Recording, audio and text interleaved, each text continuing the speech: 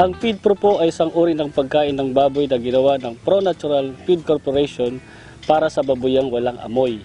Isang uri ng pag-aalaga ng baboy na hindi po nakakapirwisyo sa kapaligiran. Pag sinabing natural feeds, ang feeds na ito ay walang halong antibiotiko, walang chemical, walang mga animal byproducts. Kaya ang resulta po nito pag kinain ng baboy, natural pork. Marami po tayong pakikinabangan pag ginawa natin ng baboyang walang amoy. Una, nabibigyan po ng solusyon ang mabahong baboyan. Madali pong linisin ang baboy sa ganitong sistema sapagkat hindi na po paliliguan at makatitipid po tayo paggamit ng tubig at ng ating oras. Hindi po tayo masyadong magkakaroon ng gastos sa mga pagbili ng gamot sapagkat nga po ang sabi ko, ang baboy ay nagiging mataas ang level ng kanyang resistensya para labanan ang anumang uri ng karamdamang maaring dumating sa kanya. Hindi po perwisyo sa ating kapaligiran, lalong-lalo na po sa ating mga kapitbahayan. Ang baboy na pinakakain ng natural na feeds, pag kinain ng tao ang baboy, of course, mabibigyan ng magandang kalusugan ang ating mga katawan. Ang baboy po sa ganitong paraan ay napapractice niya. Nagagawa niya yung natural behavior. Katulad po ng magbungkal siya dyan at hindi po nagiging stress ang baboy sa ganitong sistema.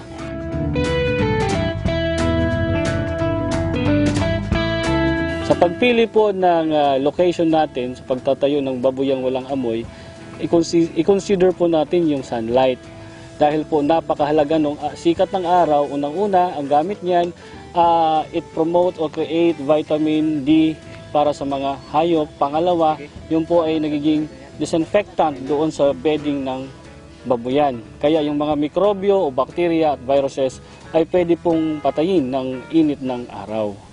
Isaalang-alang natin yung lugar dahil maaring yung lugar ay daluyan ng mga tubig, magiging putikan po. Kaya iniiwasan natin yung mga lugar na mabababa, tapos dinadaanan ng tubig.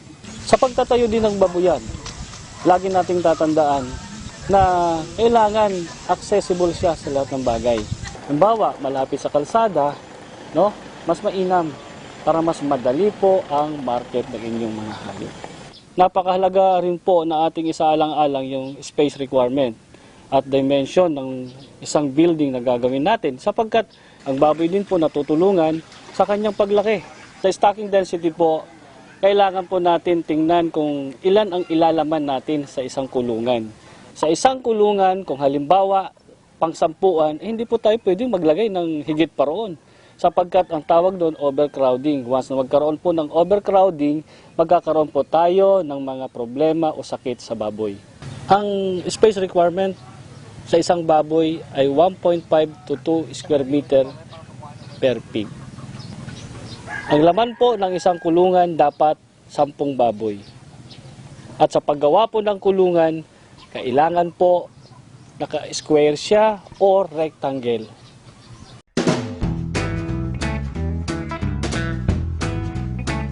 Kasama pa rin po na dapat nating maunawa pagka gagawa po tayo ng baboyang walang amoy ay kailangan nating isiping mabuti kung saan tayo makatitipid.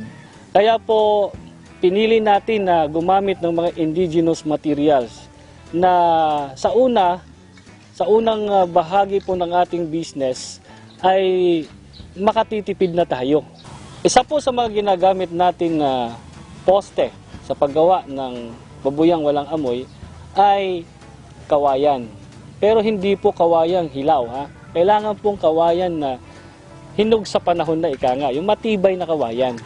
Kapag gumamit po tayo ng bamboo stick at saka konkreto, pwede po nating ibaon ang bamboo doon sa semento para lalo pong matibay at maiwasan din po na ang bamboo o kawayan ay ngat-ngatin ng baboy. Yung pong hollow blocks, yung po yung mula sa ilalim at yun na rin po ang magsisilbing dingding paitaas, ngunit hindi po siya mataas. Kailangan po natin dyan yung katamtamang taas o level para po sa tinatawag na ventilasyon. Doon naman po ninyo ipapatong ngayon yung kawayan na magsisilbing harang para hindi po makawala ang baboy. At yun po ay magsisilbing magandang daluyan ng hangin para sa isang temperatura sa loob ng kulungan. Bukod po doon sa foundation na ating ginawa para sa ating babuyang walang amoy, meron din po tayong roofing na sinusundan. Ang shed type po, ang kulungan ay wala pong daanan ng hangin sa gitna. Yung semi-monitor naman po, medyo nakausli po yung isa, bahagi ng bubungan at nakapailalim yung isa. Ang monitor type naman po, yun po ay merong pagitan sa gitna na daluyan ng hangin. Ngunit may maliit na bubungan na nakapatong doon sa itaas. Ginagamit po natin ito unang-una upang magkaroon po ng magandang ventilasyon sa loob ng kulungan. Pangalawa, ang recommended po namin talaga ay yung semi-monitor upang magkaroon po ng maayos na daloy ang hangin mula sa labas, papaloob at papalabas doon sa gitna. Ang shed, katulad po dito, kung pagka maliliit lang na kulungan, para sa 10 baboy, ay po pwede na po ang shed. Sa paggamit po ng mga materyales sa bubong ng ating gagawing babuyang walang amoy, maaari po kayong gumamit ng mga indigenous materials din. Halimbawa, nipa, anahaw, kugon. Pwede po yun para tayo makatipid. Pero kung tayo naman po ay medyo nakakaluwag sa buhay at meron tayong puhunan, pwede po tayong gumamit ng matibay na bubungan. Katulad halimbawa ng GI sheet. Sa babuyang walang amoy po, kailangan natin siyempre yung bakod o fencing. Kasi po, yun po magiging proteksyon sa ating mga alaga para hindi po sila makawala. Ang mga gamit po natin kalimitan ay bamboo o kawayan. At pwede tayong gumamit ng woods o kahoy. At pwede rin tayong gumamit ng iron bars para maging matibay. Ang iron bars po kasi pang matagalan. Kailangan po natin ang beddings na maayos kung ang pag-uusapan ay yung higaan ng baboy. Sapagkat yung dati po nating sistema sa conventional nakasemento, ang mga baboy po dyan kadalasan may problema o sakit. Kaya po pinalitan natin ng rice hull ang ating mga bedding sa babuyang walang amoy dahil napakarami pong gamit nito. Ginagamit po natin ang rice hull para makatulong po i-absorb ang mabahong amoy ng dumi ng baboy. Once na ang baboy ay mag-excrete ng kanilang waste doon sa loob ng kulungan. Alam naman po natin na ang baboy kadalasan o madalas doon po talaga naglalabas yan ng kanyang mga waste materials. Kaya kung ang ating beddings ay rice hull, mahahalo po yun at ma-absorb po pati ang mabahong amoy.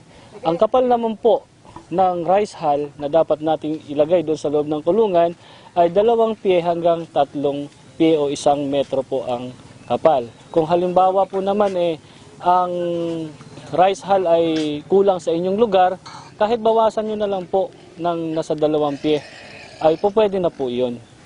Bakit po merong wallowing pond sa loob ng kulungan? Marahil yung po ang ipinagtataka ng iba. Ang kulungan sa Feedpro o sa kanilang babuyang walang amoy, merong tubig at pond. Napakahalaga po kasi ng tubig sapagkat ang baboy ay hindi po pinagpapawisan yan. Mainit ang katawan. So there are times na kailangan nila ng tubig. Saan po sila pupunta? Sa wallowing pond. Ang wallowing pond ay extension po sa loob ng kulungan na may sukat na 1 metro ang lapad sa likod ng bahagi ng kulungan. Height nun, para magkaroon ng separation yung rice hull at saka tubig, yung isang hollow block na 20 cm ang taas. Para yung baboy po doon, may access sa tubig, may access sa rice hull. Usually, sa paglalagay ng feeding trough sa loob ng kulungan, usually yung po ay nasa unahang bahagi ng kulungan. Ang maximum natin dyan na lapad ay 8 pulgada o 8 inches po. Bakit po natin ginagawa yon? Para hindi po ang baboy pumapasok pati buong katawan sa loob ng kainan. Kasi pag nangyari po yon, ginagawang tulugan ng baboy ang ating mga kainan na nagiging dahilan para ang iba hindi makakain. Ang lalim po ng feeding trough ay 6 inches. Medyo naka-curve lang po siya sa ilalim. Hindi po nakakanto, kasi po pag may kanto po yun, minsan sa paglilinis po ng feeding troughs, may naiiwanan pa ng mga pagkain, which is nagiging reason para magkaroon ng fungus o fungi at ang fungi na yan at na-spoil yung pagkain, nakakain ng baboy, nagiging dahilan para magkasakit. Kailangan po natin ang auto drinkers para hindi na po tayo mismo na nag-aalaga mahirapan sa pagpapainom o pagrarasyon ng tubig sa mga baboy. Kailangan po natin ng isang auto drinker sa 3 baboy. Ang height po 9.5 to 15 inches po ang taas para naaabot po ng baboy ang mga auto drinker para makainom sila ng malinis na tubig. Kasi yung mababa, yung 9.5 para po sa mga piglets at yung mga 15 naman po ay para sa mga growers hanggang finisher. Yung po inilalagay natin sa wall ng wallowing pond para po just in case na masira ang drinkers at wala tayo, yung water na lalabas doon sa drinker sasaluhin ng wallowing pond. At yung tubig na yon hindi makakaapekto para mabasa ang rice hull at baka madaling mabulok.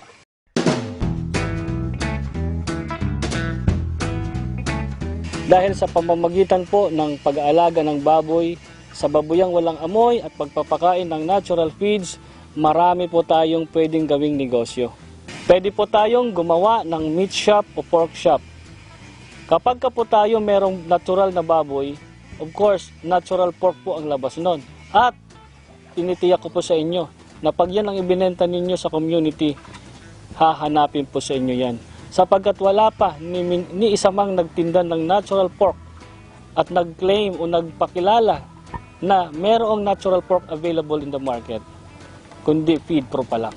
At yung mga dumi na galing sa baboy na hindi nahalo sa rice hull, pwede nating kunin, ipunin, patuyuin, at pagkat natuyo na yun, pwede nating ilagay sa mga bulating inaalagaan natin sa vermiculture. Ang pinaghalong dumi ng baboy at rice hull ay pwedeng gamitin na pampataba sa mga halaman at pwede natin ibenta.